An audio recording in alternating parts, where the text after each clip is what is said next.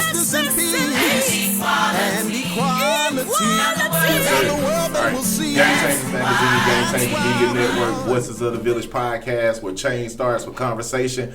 And we're back with the City of Stockbridge Mayor Anthony Ford.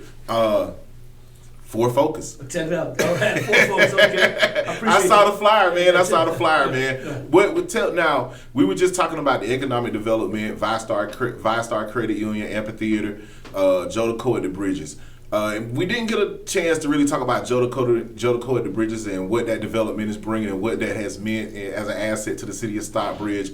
But tell me, what has the Joe DeCo development done? Because it's a lot of businesses on that side of the street, you know, with Costco, Sprouts. What are some of the things that's going on? What amounts to, Mr. Mallard? I'll tell you what it is. We want the mixed-use development needs to have a lot of different things going on. So otherwise, individuals in the immediate area don't necessarily have to go far away to be involved or enjoy what's happening out there. What I didn't mention before, we got the Bank of Ozark that is coming. It's going to open up here very shortly. Okay. First Watch is coming. First Watch is coming. Bubba 33, which is another restaurant. Delta Dental is going to be there as well. Okay.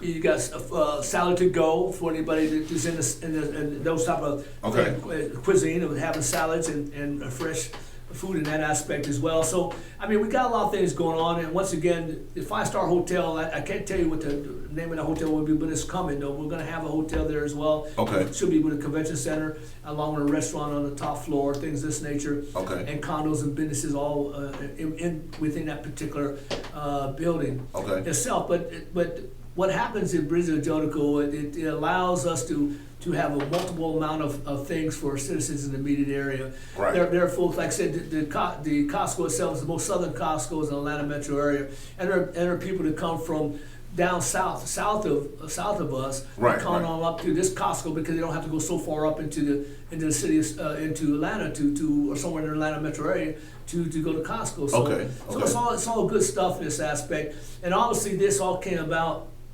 back in. During my first year being mayor in 2018, when we had quite an interesting struggle going on with, of course, at the time called the Eagles Landing, which we're all now one big family, which we should always be one big family. Yes. See, so with the citizens themselves voting to not create a new city and not to de-annex folks out of a incorporated city. Citizens spoke on that, and that's why the vote is very important. That's why it's a constitutional right to be a registered voter and to vote. Correct. In that whole process, now we're one big happy family, so we're all here together as we should be, and so this is all part of what we're trying to do for the community, to make sure that we cover down on, or have a listening ear for the citizens to cover down on what is needed for our community as we continue to grow and expand. And I know that you're not going to be able to, it's totally impossible to please 100% of the people 100% of the time. Right. You got to go with the majority. You got to go with what makes good logical sense and do the best to serve the public as best as you can and provide those services for the public, and that deals with streets, deals with traffic, it deals with curb and gutter, it deals with trash collection, it deals with entertainment, it deals with certain activities, it deals with tax relief, it deals all with building affordable type of housing or having different type of options for housing, as well as establishing businesses or getting businesses to be attracted to the area, all types of businesses, you see, and then once businesses come in and provide jobs for people in the immediate community so they can live, work, and play here and not have to travel so far unless they want to travel. You see, that's all part of the process, and it gets interesting. I would say to people all the time, it's never a dull moment. It's alive in time, the city of Stockbridge. It's never a dull moment in my life. Right. And I tell people all the time, it's not that hard to find me. It's not. I'm not a person. I'm not hiding. I'm accessible. You see, but that's what I think that's what you have to be a public figure or an individual that represents the people or is elected by the people that served in this capacity. So you need to be available to try to answer any questions, deal with what you have to do, and have a listening ear and try to move forward as best as possible. And the city of Stockbridge is growing. The county is growing. The state itself is growing. Absolutely. And see, and honestly, everybody won't agree to this, but you can't really stop good positive growth. And you really need to expand and provide the services and provide for the people that are in the community as best as possible. And so And that's what we're trying to do as a collective unit. That's what I'm trying to do, and that's what I have to do with my legislative body, my teammates. Right. And work with my teammates in making good policies and making good decisions and moving forward, along with the heavy lifters would be our staff and city staff itself, then also stakeholders, individual businesses or investors that want to work and move in and work with us in reference to developing our city in our area, working with those folks as well, and trying to attract good businesses in this process and help employ individuals that are right here in the immediate area. Man, that's awesome. That's awesome. Now, you spoke on. You're a representative of the I-75 Corridor Coalition. Yeah, Central Corridor Coalition. That's correct. All right. Now. And that was for high-speed rail transportation coming That's through. correct. We're working with it myself, along with there are 7 different cities along the I-75 corridor, 7 different counties, anywhere from Clayton County, when it's south of Atlanta Metro, south of the airport, all the way through Macon, all the way to Savannah is what we're trying to look at. As a matter of fact, earlier today, before I came here, I was at a meeting at the county headquarters there, county admin building, on this, and we had a representative for Senator Ossoff's office spending time with us to talk to us about his efforts to support this endeavor that we're having. And Senator Ossoff has been very supportive in this aspect as well. Wow. And see, so it's worked out. And so we're working towards this, looking at additional funding, looking to work with the Georgia DOT and also the Federal Rail Administration in reference to developing this corridor for high-speed rail. They were trying to relieve the traffic off of I-75 simultaneously, but also to drive economic development along the I-75 corridor, once again from the airport in Clayton County, because most of the airport, a good portion of the airport is in Clayton County, from Clayton County, the airport, all the way down through Macon, all the way to Savannah, to the port. Okay. You see, that's what we're talking about doing, and driving, once again, economic development through that aspect, and have that proper amount of growth, control type growth. So it's a way, I think it's a way of the future, not only here, but across the nation. There are a lot of different corridors like ours that are working in different parts of the country, different cities and areas, and this is, I think, is a way of the future when you think about, well, as we move forward into the 21st century and continue to move on, and you get the rapid transit and rail traffic like this and transit. So it's moving. So the city of Stockbridge has been actively involved. Just not me. I mean, it's the city itself been actively involved in this for the last 5-6 years. Along with the county and other cities in the county, such as Locust Grove and McDonough, and then you have other cities and counties along the corridor itself as you go from the airport south to Macon and on to Savannah. Man, that's awesome. And what do you think that corridor would do for not just Atlanta, Savannah, but I mean Henry County itself? Do you think that's an asset? I mean, does it drive more revenue? Well, I don't know. It's an asset. It'd be good for infrastructure, and actually during this process, they'll have different type of stations or stops. You know what I mean? So there could be people that are south of Macon that may be working, whether it's working up here in Henry County or maybe working downtown. Instead of getting on in the future, instead of getting in a car and getting on the highway, they get on a high-speed rail and take it all the way up. You know that way you can either rest, do your work, relax, or whatever. Or while you're traveling, you don't have to worry about getting behind the wheel, and the rail just take you where you need to go. Man, you see, so it's all part of the future, and so we're working through it. In this aspect too, it's looking good. Man, that's awesome. That's awesome. Now, how are you working? Now, I heard you mention your constituents locally, local. Like, how are you working with the county to improve Stockbridge? To continue to stay forward focused. That I know that's your message moving forward. Right. Well, how are you working with county elected officials to move Stockbridge? Well, constantly have open dialogue I guess there's a couple of different county commissioners besides the chair herself, Chair Harrell, but it's kind of a couple of county commissioners that have parts of Stockbridge, which would be Vice Chair Neat Robinson and Mike Price, right? The touch bases of Touch Stockbridge itself. So we represent the same people in that aspect. So have open dialogue with them and make sure that we're going in the right direction, do the best we can for our constituents in the area. Right. And then, of course, right here recently, we actually have some joint transportation infrastructure projects with the county when it comes to Useland Parkway, when it comes to Flip-In Road, where we're working together to expand and repave and expand the road network because, of course, traffic and people are concerned about that. So we're working through some issues in that aspect and helping one another have joint funding to increase the infrastructure. So we'll continue to have an open dialogue and everything we do, such as, once again, I mentioned earlier about the floss. well, that was some dialogue and a reference to that as well, along with the other 3 cities in the county, and to work through that process. So that, and even when it comes to spots and things that we have to work together for tax relief and work come together in reference to things we want to do in the county. 1 Henry. So there's a slogan about 1 Henry. Right. And actually, I spent myself, and along with members of our staff, spent time with the county and our fire department, the Henry County Fire Department.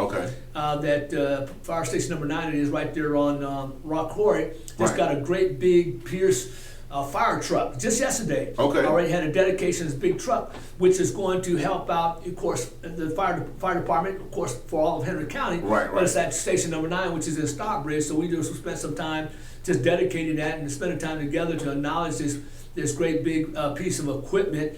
I guess it's about, got about more than almost 100 feet long, I think it is, and it's about 25 feet tall. It's a big truck. And I thank the county, the administrative piece of the county, the commissioners, in reference to them discussing this and allowing them, approving this, because not only it helped the rest of the county, but also helps us Stockbridge as well. And the police department, of course, they protect and serve, the fire department would protect and serve, but also put out, save people's properties, or even save people's lives. They have to get caught into a fire. So I thank them also for all the things that they do. And we spent time just yesterday doing that, and so it was very helpful. And I'm pretty sure there's information probably be in a newspaper and or on the websites in reference to this opening, this approval, this activity we had to in a sense acknowledge the fact that we have this great big machine here, this truck here that helps save property and people's lives if need be, or protect our property, our values, or in reference to any fires that may come up. And hopefully we won't have to use it much, or maybe never at all, but you never know. It's there if we have to. Yes, definitely. So now you guys have, the city of Stockbridge has, I see you guys have put an emphasis on protecting and serving the citizens. As the city has grown, you've added a new police department, and as you say, you've grown a fire department. How important is it for you to add these aspects, and what value do they play? Because I can see on the internet some people say, well, why does Stockbridge need a police department? And then I did my research, and I was like, the city of Hampton has a police department, Locust Grove has a police department, McDonough has a police department. What asset does adding more security and safety for your people play? Well, I would tell you, many years ago, it was myself along with, at the time, Councilman Elton Alexander, who's still in the council, and actually Councilwoman Neat Robinson, were on a committee several years or so ago to work out the process to get our own police department. And of course, our police department just had its 30-year anniversary. But I would plain and simply say this: it's always good to have your own. There was nothing wrong with Henry County Police, because Henry County had been protecting and serving the citizens of Stockbridge for many years. And I'm not originally from Georgia, which means I'm not originally from Stockbridge. But I was told that somehow many years ago, the governor of the state stripped Stockbridge of its police department back in the 1970s, I think it is.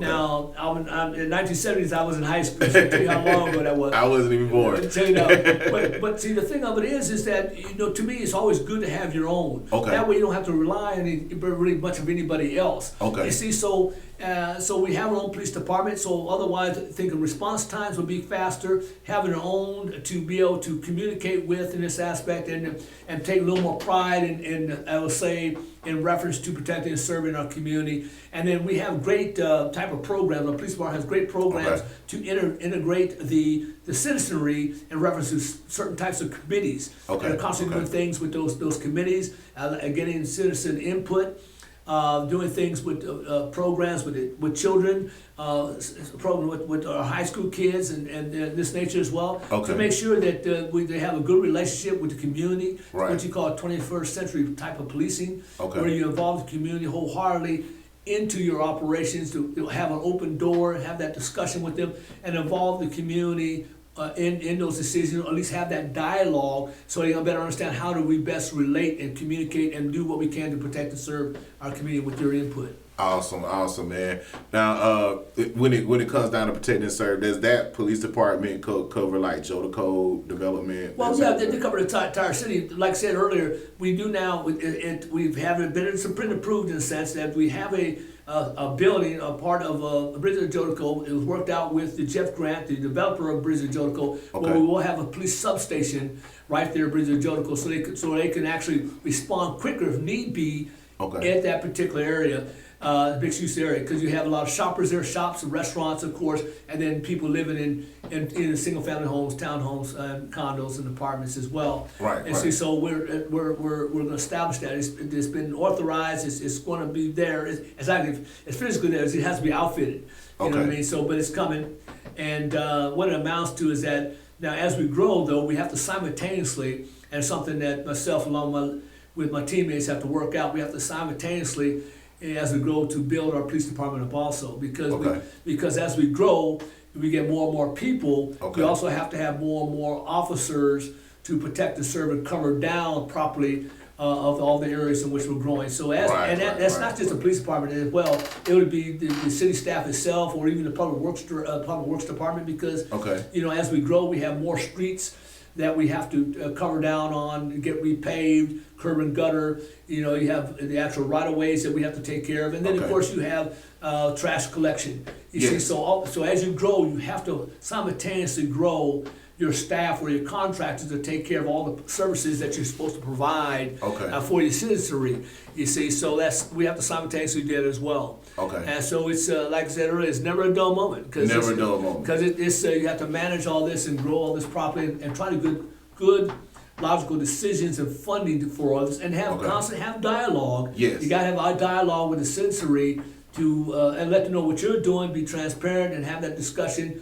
And listen is what they have to say, and then we have to make some good logical, good financial type of decisions in reference to how we manage all this. How we move forward. Now, speaking of the police department, you guys had a football game this past weekend, Stockbridge versus Dutchtown. Right. Got a little rowdy out there. That's what I've been told. I wasn't there. It's on the internet. It's on the internet. Right. It's on the internet. How do you think your police department responded, and what can you do? Because it was a lot of pushback with saying, hey man, I don't want to go to the game. The game's going to be rowdy. What is Stockbridge doing to make sure that a high school football game is safe? Well, here's what I would tell you. Oddly enough, even though Stockbridge High School has a name of the city, it honestly is not within the city limits of Stockbridge. It isn't. So what I know is that, first of all, I wasn't there. I was at a concert. We had a concert now, so I was at the amphitheater.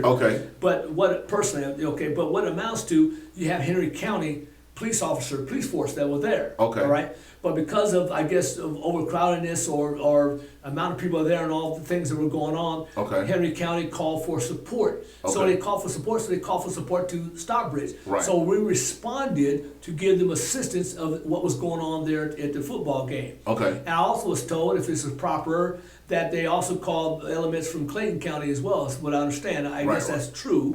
All right, but I do know the Stockbridge Police Department was called and dispatched to give assistance. So whether you're Henry County or Stockbridge or wherever you are, outdoor activity like this, then you just got to maintain crowd control as best as possible, try to separate people as best as possible, and try to make it safe or split up so you've got things going safely. Now, once again, I wasn't there and I don't have the full background and everything, but it did get obviously a lot of attention on social media, a lot of attention in the media itself in this aspect. If our police department officers are there, they need to protect and serve and follow suit of what's their duty and responsibility to do that. You see, and work with the Henry County Police or any other types of law enforcement there to try to protect people and try to separate and try to save. Well, do what they need to do to calm things down in this aspect. But it's a shame that it didn't happen. How it happened, hopefully it won't happen again. Most definitely. I'll say this, I believe, because this is like a city rivalry, I believe that later on in the season, I think that Stockbridge will have to come to Dutchtown.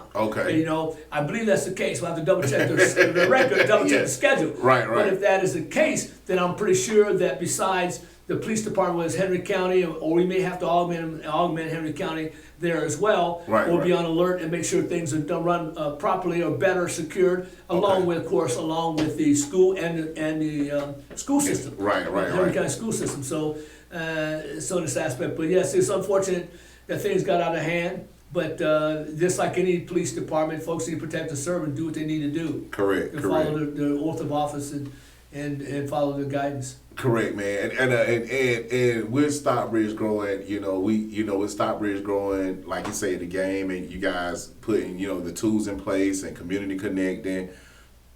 Papados, man. We looking for. We waiting on the Papados, bro. I got you. I know we talked about the Jodico, but your man, your Councilman El Alexander's told us over and over, it's gonna be a Papados coming. Papados this. When are we gonna get it? Here's the thing. I mean, we have to work this through the developer himself. Once again, the gentleman's name is Jeff Grant. He has a team of folks he worked with, and him and his team. He work with a different type of developers, a different type of restaurant chains and things of that nature to get them here. That has been a talk that is coming or eventually will come. Okay. But we gotta see. He's got to work out on the details. Got to get the details. He's got the lead. This developer has the lead. Okay. Matter of fact, let me say this because I haven't said this before. There was a development agreement that was signed by Jeff Grant. With the approval of the council, I signed. I was actually the mayor pro tem at the time. Wasn't actually the mayor. I was the mayor pro tem at the time. When we signed this agreement, it's about 55 pages long. I think it is big, but it's an agreement that talks about the type of elements that we want to see, the businesses we want to see, the structure of the roads, the types of paths, the green space, things that a whole big idea of what type of materials you would utilize to build the buildings, things of that nature. A development agreement that was approved. Jointly approved by the council and Jeff Grant and his team of folks. And like I said, my signature is on there along with Jeff Grant, based on approval of the council at the time. So we did that. So it's up to Jeff to his team to bring. He has an idea of what we like. Right. It's up to him to work it out with his team of folks to get those right businesses, the right hotel, those things, those eating establishments in there. There will be one or two, should be a couple actually. Higher end type of restaurants. White tablecloth, as some people call them. Yes. That'll come to the area. And he's working on that. So we just got to let him do performance magic.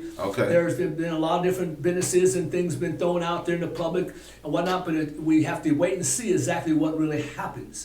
You see, but we have. If anybody drives out there, you'll see there's a construction still going on. Will come on for probably the next couple of years. Where they took the trees down to flatten out everything. You have all the equipment out there, so things are coming. And I tell people all the time, and I'll say this now too, is that no matter what I say, anybody else says, something is happening.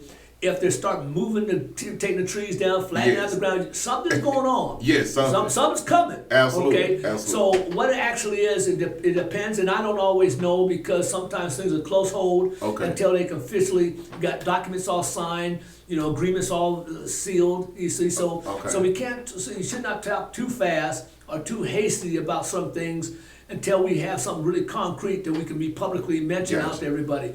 But whatever's happening, whatever's going to come, I'm pretty sure the majority of the people can't satisfy 100% of people all the time. But I think the majority of people will be happy at what eventually comes in this aspect. But you just got to be patient. It's growing.